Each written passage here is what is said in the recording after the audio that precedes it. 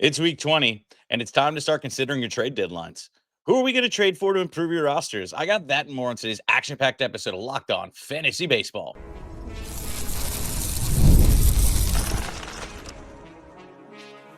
You are Locked On Fantasy Baseball, your daily fantasy baseball podcast. Part of the Locked On Podcast Network, your team every day.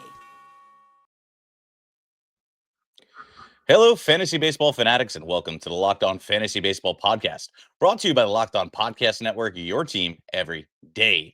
As always, we're your number one source for fantasy baseball knowledge, and thank you for making us your first listen each and every day. I'm your host, Matthew Ane. If you're watching on YouTube, make sure to hit that bell below to subscribe to the channel and give you a notification every time we drop a new episode. And if you're listening on Apple, Spotify, or wherever you're getting that audio source, make sure to hit that subscribe button, leave us a 5-star rating review. It really helps out the show. Truly, we appreciate it. This episode is brought to you by 5-Hour Energy Transfusion. Go to 5hourenergy.com today and use the code LOCKEDONGOLF to receive 20% off your first order. Only valid through September 30th. Order transfusion flavors 5-Hour Energy shots today. All right, we got a great episode for you today.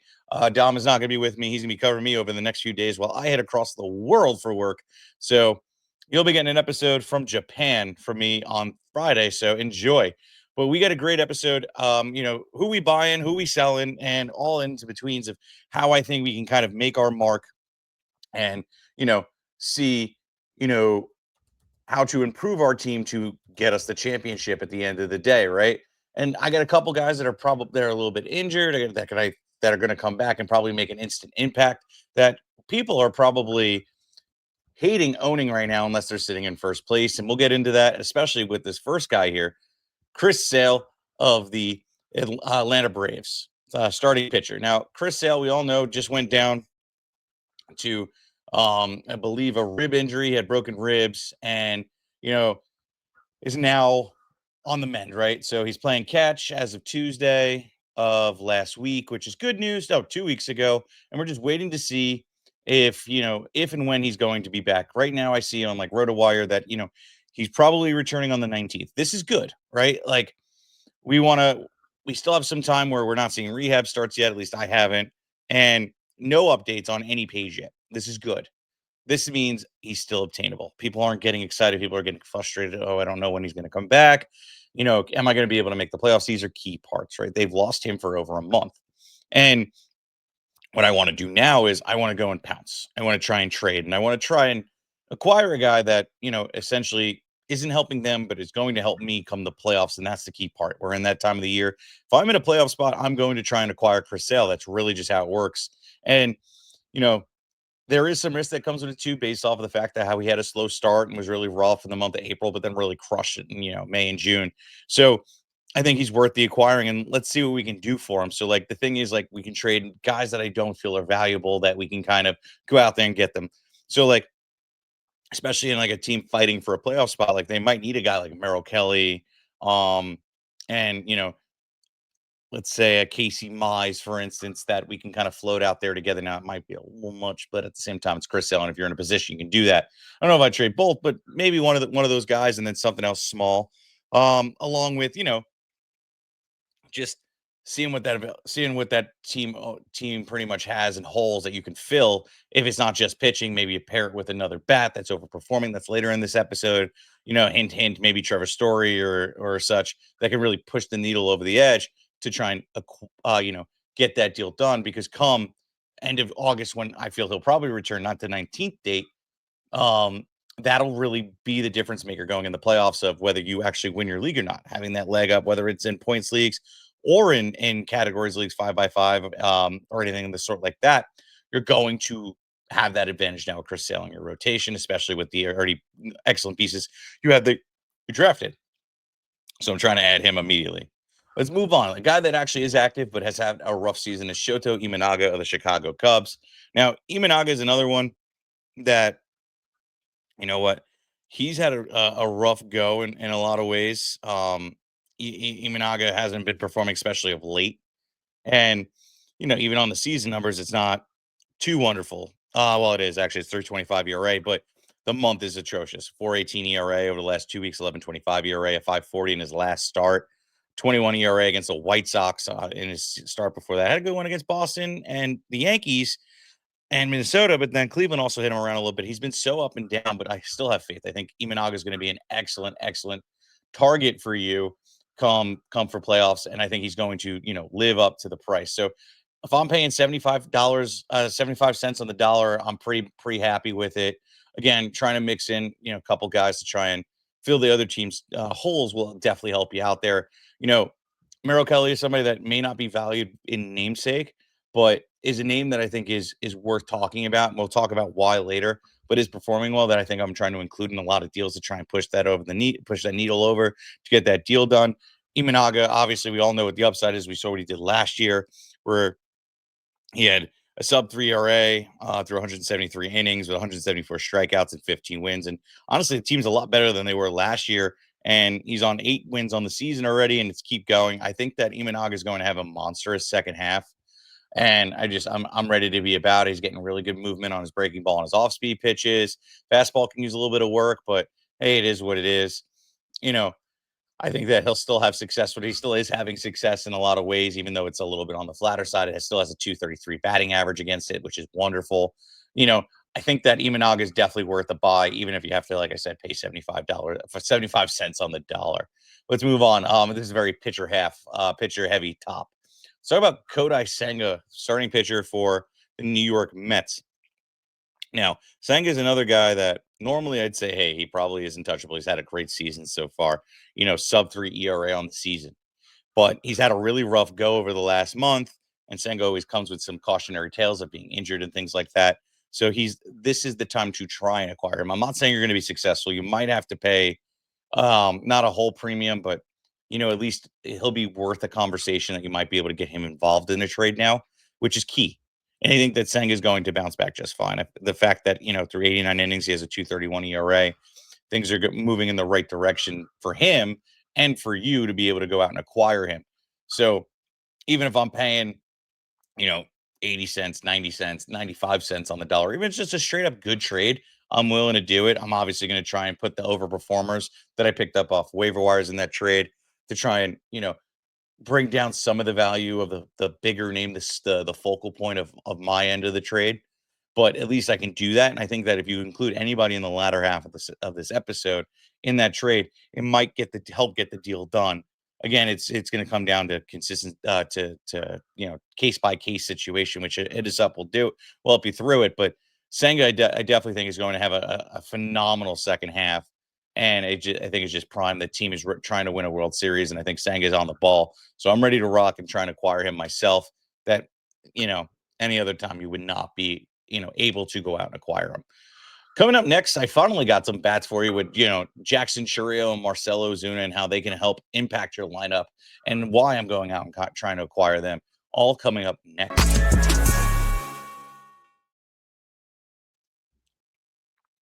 Summer sports are in full swing. Whether you're into baseball, into the lights, golf on the green, or high stakes soccer action, FanDuel is the best way to get in on the action every game and make it even more exciting. You're already following the action. Why not make it a little bit more thrilling with FanDuel? You can get in the game while your friends are getting sunburned at the beach. I'll be making some money on FanDuel. I've been using FanDuel to track my favorite matchups and on the app, and it makes giving me new daily promos to help me get on the action and make betting way more fun. So I got a great bet for everybody for this, since your first $5 bet, if it wins, you can get $150 in bonus bets. Look, it's a futures pick, so it's not going to pay off probably to the end of the baseball season at minimum. But Cubs for the World Series, I have a feeling they're just going to make their way there because Kyle Tucker's saying, "Hey, I'm making the way." Detroit Lions for the Super Bowl win, and Penn State for the NCAA football championship. I think those are all great odds. I mean, you put a $50 bet down, you're going to get a ridiculous return. But hey, it's a good little parlay that I think that you'll be able to go out and capitalize on. At least cash out early and make some money, especially after those Cubbies win this World Series. So FanDuel makes it feel like I'm part of the action. New to FanDuel, new customers can bet $5 and get $150 in bonus bets if your first bet wins. Open the FanDuel app today or visit FanDuel.com/lockedon to get started today. And listen, You want a little bit more than what we offer in this 30-minute podcast? Make sure to check us out on the Insider Track. The Insider Track is where you get all the exclusive, perks that you don't have on this show. We only get 30 minutes with you a day. So, how do you know who to prioritize on the waiver wire? Easy. You join the Insider Track. How do you what key stats should I highlight? Be paying attention to during our takes? You get that on the Insider Track. You want prospect call-ups ahead of everybody else in your league? You get that here on the Insider Track. We're going to get that to you way before everybody else. Plus, if you have questions on like an episode like today, like who should I trade for? And this is the situation, the team that has Chris Sale, for instance, perfect place. You'll be able to ask us that question, and you'll get an answer in the first 24 hours. So it's real great, and it's a key to your success. Check us out, links in the description below, and we're giving you an added bonus. You get a free 2 weeks when you join for the first time. So check us out. All right, let's get back into it. Like I promised right before the break, Jackson Chourio. Obviously, he's hurt as well. But Chourio, I feel, is definitely worth an ad because if you can get his kind of upside off a trade and have him for the second half, that's the key part. So he's going to be out until late August. A team with Chourio that probably has a decent record as long as they drafted well around that. But the hamstring injury is something that could linger a little bit, and that comes with a risk. But I feel like he's definitely somebody you can trade for in a redraft league, and I feel like you can go out there and acquire him. 65 cents on the dollar. Being able to throw a guy that's overperforming, that's in later in the show, and maybe meeting a couple of their needs. Might be able to go out there and get it, especially if you can afford it, and wait for him to come back, which I believe is early September. I think like the first or second week is where I'll expect it, and that's like the you know first week of the playoffs, essentially. And that's going to be key. Getting Jackson Chourio, I think, is going to be a game changer for you. So I'm going out there. I'm trying to acquire him, and I'm going to take that risk. It does come with a risk. Do not get me wrong, but the risks the benefits outweigh the risk, and I'm willing to have it. So Jackson Chourio, I'm totally, totally, totally trying to go out there and trade for him wholeheartedly. But let's move on. Let's talk about Marcell Ozuna, another Brave, but this time at bat. Marcell Ozuna plays outfield for them Braves, and he is having a down year, like wholeheartedly down year. Um, 43 runs, 15 bombs, 48 ribs, no stolen bases, batting 233, coming off a season where he had 39 home runs and batted 302 with 96 runs and 104 ribs. It's just kind of mind-boggling the second half that he's had and how he is not producing on the stat sheet. And it's kind of crazy. And then you look under the hood too, and things just don't add up for me either if you really look at it, right? Like his ex-WOBA is actually at a 374. His expected batting average is 261, significantly better than the 233. His expected slug is at 475. His average exit velocity is at 90.7. He's barreling 10.6% of the time, creating hard contact 47.2% of the time. Launch angle is not atrocious. Bat speed's just fine. He's not even chasing. He is whiffing, which sucks, and he's striking out, but he's also walking. So, like, what is going on? I'm not really sure, in all honesty. Like, you know, he's hitting the fastball, obviously brilliant. He's hitting at 306 at a 306 batting average. But, you look at the breaking ball and off speed, and he's just not seen it this year. It's a 137 batting average against breaking balls, and off speed is a 171. Whereas last year he was hitting at 255 against the breaking balls and 292 against off speed pitches. So something's a little off, but it doesn't mean he can't get a little course correct. Maybe there's a little kink in his swing that I think they can kind of rectify. So this is a guy I'm trying to buy on dumb cheap, like dumb cheap. Okay. He is not living up to draft expectation. People are definitely frustrated. He's not even producing the home runs to meet up with the batting average, where you can kind of say, it's okay. Like, like how Kyle Schwarber was outside of this year, essentially. So, like, it's not even like you can justify having him in the lineup every day outside of the possible home run opportunity, but he's not even showing that right now, which, hey, this might sound like an argument to not go out there and get him. But look, if I can go out there and trade and kind of like give up almost nothing to get Marcell Ozuna to take that upside, I'm going to do it. Because if he turns it on in the second half, which he totally could, he can have a 15 home run second half right now, and I wouldn't even be surprised. I wouldn't even bat an eye. I'd be like, yeah, it's Marcell Ozuna. So a guy that crushes the ball on a daily on a team that I feel is going to produce runs and ribs for him, you need to go out and try and acquire him on the cheap. I mean, cheap though. I ain't paying any kind of premium. Screw that. But if you can get him real cheap, like for one of these guys, if that like the trade kind of lines up, like you trade him like Ramon Laureano, who's also on this episode later, then yeah, I'm totally doing it. Yeah, Laureano's performing now, but if you're not even starting him and you can go out and get Ozuna and stash him for a couple weeks for him to figure it out, which I think he will. you're going to be in a way better spot because Laureano will probably have already cooled off, whereas Ozuna has a ceiling that could be a top 40 player for the whole second half, and that is the difference maker of winning a championship. Going out and trading for a guy like this, high risk but high reward, and I'm willing to take the risk just because I want to win a championship. You only got to risk it to get the biscuit. So Marcell Ozuna, I feel, is the perfect buy because you can get him for so cheap. But let's move on. Switch over now. Let's talk about guys I'm trying to trade away. And I mentioned it at the top earlier in the show, Merrill Kelly of now those Texas Rangers starting pitcher, who's finally, removed from his previous team and now is here. And it's wild that he even got traded. Because I felt like he was just going to be with them forever. But hey, it is what it is. But now, hey, here we are. Merrill Kelly's having an incredible year. You got my guys in your lineup in your league that look at rankings really heavy for the platform, and in a 5x5 category league, he is pretty valuable. He's ranked 35 overall, and he's definitely not a number 35 overall pitcher, but he's performing really well. This season alone, 134 innings pitched, 9 wins, 127 strikeouts, a 3.22 ERA, a 104 WHIP, and 13 quality starts. Like fantastic year. Even over the last month, he has a 2.08 ERA through 30 innings.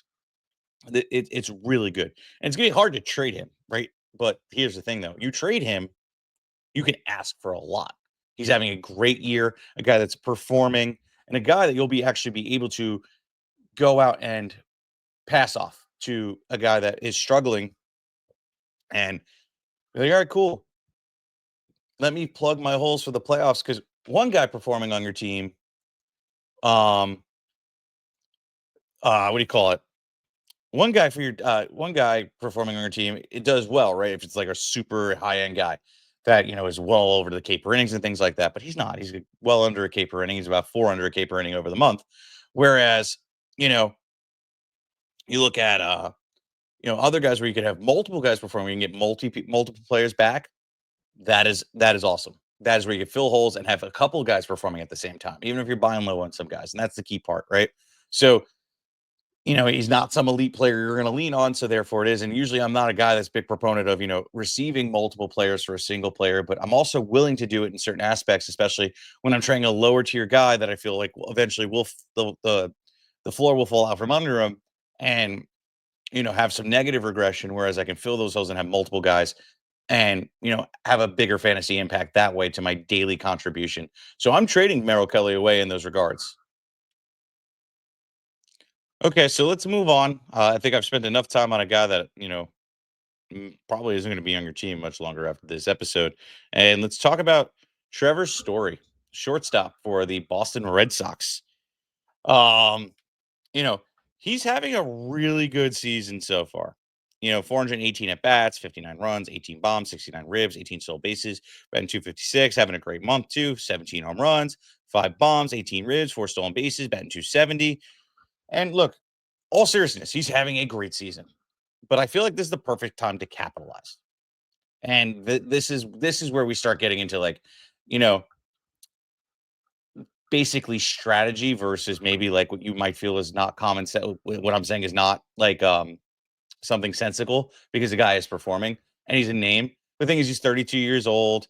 You know, last time he even played 100 games was 2021. Right now he's at 109, so this is a career highest in 4 years. So I mean, things are having me hesitant that way. And he's never played a full season. The closest he got to that was 157 games in 2018. So he always misses time. And I'm just waiting for him to go down again. And therefore, I'd rather be on the other side where I'm not trying to lean on a shortstop that is performing this well and is a key part of your team. But I'm willing to get rid of him if I can, get a higher upside guy or get a more safety net going into the playoffs. Because the worst thing that can happen to you is you're riding high going into the playoffs and you think you got it. And then one of your key cogs, such as Trevor Story, gets hurt because, this is what he does. And, it then devastates your team and now you lose now you have a giant gaping hole in your shortstop and there's not many off the waiver wire that would actually even be able to come close to that kind of potential. So going out there and trying to trade him and then, or just even if he's a UT bat, which I would assume he would be, trading him and then trying to get a couple pieces back in return to fill multiple holes is another situation for me, or at least trying to get a higher tier, underperforming shortstop as well. That is kind of the part that is, or just going out there and trying to get like a Jackson Chourio, um, and company, and just trying to do what you can do to try and see if you can get some value there. But look, coming up next, I got a great list of names. You already know about Ramon Laureano. I got Willie Adames and more coming up on the other side of this.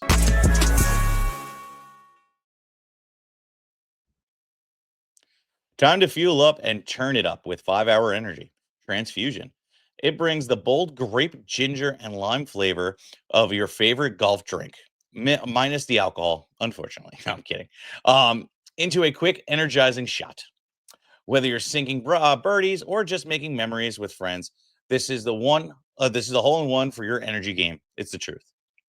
Let's be honest. Some days on the course or off it, you just need that extra boost to stay sharp and energized. Golf is all about good times and good people and good flavors. And chasing down the Bev cart, is pretty much goes hand in hand. If you got a 5-Hour Energy, if you go to 5hourenergy.com today, and that is the number 5hourenergy.com, you can use the promo code Locked On Golf to receive 20% off your order. This offer is only valid until September 30th, or on one order, and you cannot be used with other promotions. The code is not good on subscription orders, whether you're meeting up with friends or trying to turn 18 holes into 36. Get energized boost you need with power through.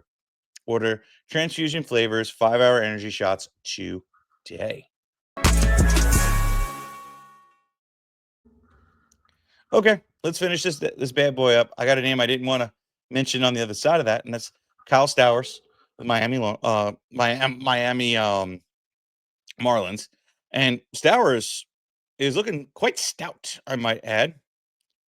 And you know what? I can't even get upset at what he's doing, right? He's having a great season, 25 home runs through 355 at bats. Amazing pace.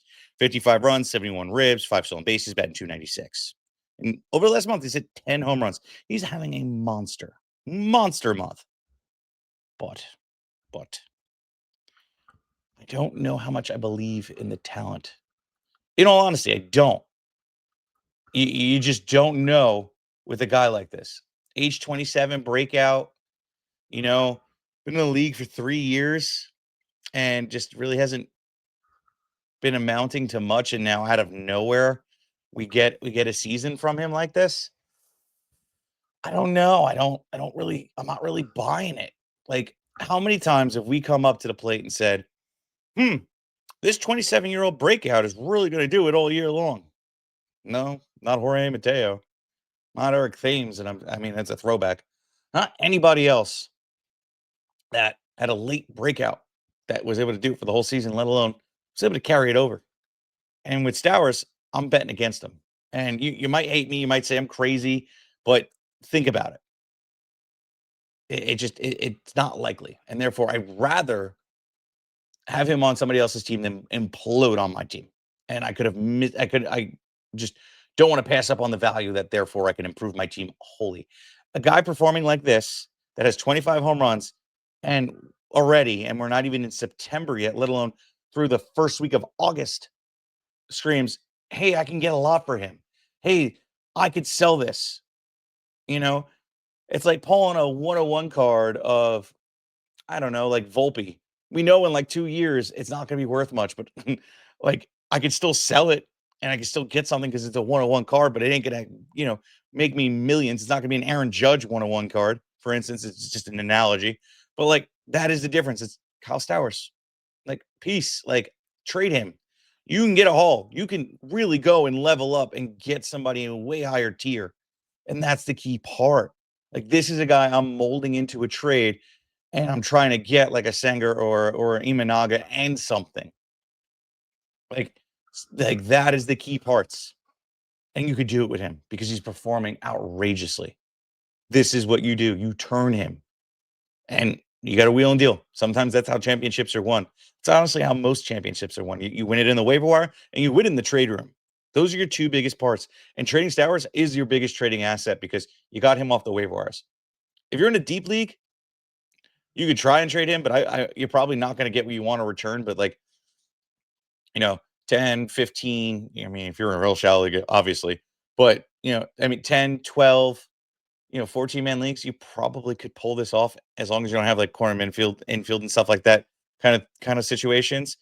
Like, you should be able to pull this off and improve your team detrimentally and really take it up to the next level. So I'm trading Stowers wholeheartedly. Let's move on. Let's now talk about Ramon Laureano.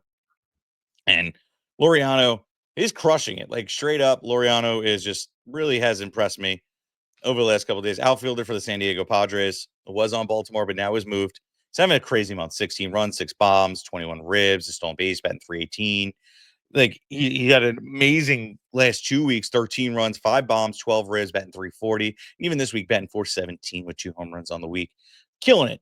But Laureano has never been a player that has performed to this level. Let's say that. I've always had a thing for him. I always thought that, okay, one day he'll show up and be this incredible player that I thought he could be, but he's never really broken out, even from the Oakland days when I really thought he was going to be the one. He had that one season back in 2019, but then nothing else really to show since, and kind of has been a journeyman since. Not really banking on him. Another guy.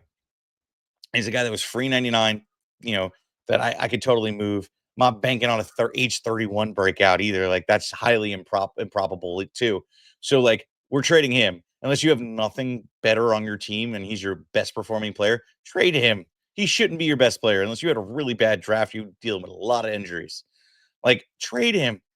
Do it now before he cools off. Like, this is the perfect opportunity to trade a guy like this and really improve your team. It's the same speech over and over again. You can truly upgrade with a guy that's performing like this. So do it. All right, let's move on. Let's talk about our last guy here, Willie Adames. Adames is one of the most disappointing players of this year. Dom and I called him a bust, and it's for a reason. Adames straight up just hasn't lived up to the expectations he had, where he had 32 home runs last year and 112 ribs and 21 stolen bases. You look at this season, it doesn't look like he's even going to be able to, replicate that. Maybe the runs, but he has 4 stolen bases on the year. Definitely not a pace. He's batting 232 versus, being on pace for 251. He has 17 home runs, which is decent, but the likelihood of getting another, 13 home runs to even make it to 30 is unlikely. I guarantee he finishes with like 25 to 24 to 25 home runs. Runs maybe, but ribbies, he's definitely not getting anywhere near it. He's in a bigger park in San Francisco. And yeah, he hit 7 home runs and batting 278 over the last month, but okay, cool. That also makes up for nearly half his home runs in his whole season, and it's in August. Like, okay, cool. What if he goes back to his regular pace, which is like maybe 4 home runs, 3 home runs a month? I'm not happy with that production. So trade him. Well, he's hot as hell, and he's a name that is definitely going to get people's eyes up and curious and interested in the trade at a position where, if you drafted smart, he's not your starting shortstop, and therefore it's a demand that you can meet. So trade Willie Adames and get the value. You can totally go out there and get some guys from the earlier in the show. You can totally go out there and just improve your team as a whole and fill those holes. Sure up your team. This is championship time. This is the time to stick around and get and improve your team. Because quite honestly, we're past the point where regular guys on the waiver wire are going to improve your team. Now it's the trade deadline's nearly here. And after that, you pretty much got to bank on one of these prospects getting called up and you being the first ones to the waiver wire and being able to get it, or having the highest bid in there, and then them performing to give you that leg up. I don't like taking those chances. I like shoring up my core. So if I do manage to get lucky with a prospect that gets a September call up and being an instant impact, then my team is just that much better. But you don't want to bank on that. You want to go in there with a solid base. And God forbid you miss it too. At least you have a solid base. This is the way to do it. Trading assets that you don't feel or don't believe in to have long-term value. And that is the key right here. So Willie Adames, trade now. I promise you won't regret it. All right, guys. Look, thank you for being with me today. Make sure to like, subscribe, comment, rate, review, do everything you can to share this show because we truly love bringing it to you every day. And make sure to stick in because we're going to get you the championship. So you're not out of it until you're out of it. And stick around. I promise we'll get you in there. So thank you for making Locked On Fantasy Baseball your first listen each and every day. For your second listen, check out all new Locked On MLB Game Night. Every game, every night, all season long. Get your local analysis on a national scale. Find MLB Game Night on Locked On MLB YouTube or wherever you listen to your podcast. Peace out, guys.